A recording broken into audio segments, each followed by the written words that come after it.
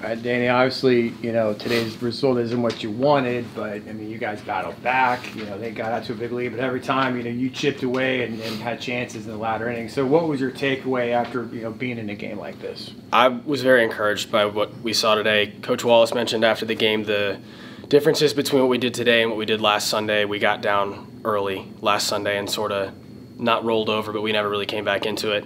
And it looked very similar today at the beginning, and instead of just giving in, we battled back, made it interesting in the late innings, and at the end of the day, that's all you can ask for. Give yourself a shot. Cards didn't fall our way today, but I'm proud of the way we competed.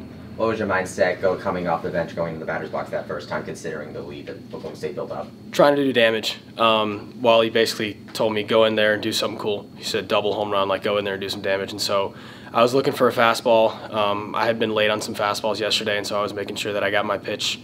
And then he went fastball down and in. I got the head out, and it worked out.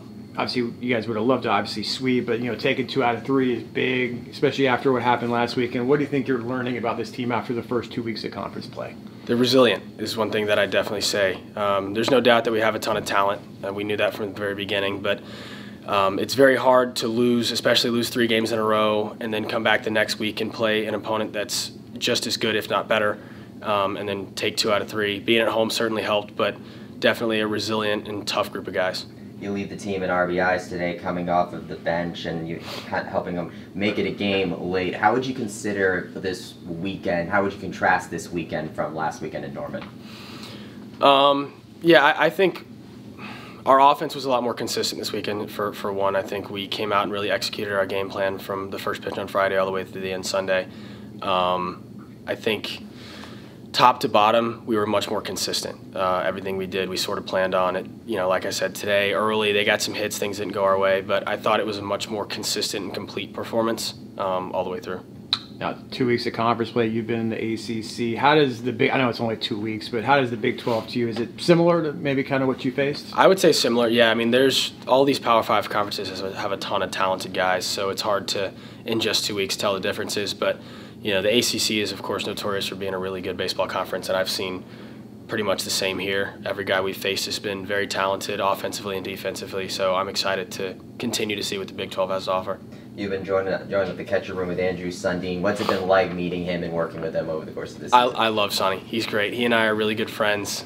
He's a unique personality. He always makes your day better when you're around him, so I'm really glad to be in that room with those guys. Sonny and King and Kiki, all those, they're great, so I really enjoyed it. And he said on Friday that Coach Lopez has a good reputation for developing catchers. Kind of talk more about that relationship and what you're learning from Coach Lopez this year. That's been awesome as well. I wish I had had more time with him. I got here in January, so our relationship has had to develop quickly, and it has. I really love and respect Coach Lopez. He's helped me a ton. I've definitely gotten better behind the plate since I got here, and the only thing I would say is that I wish I had more time with him.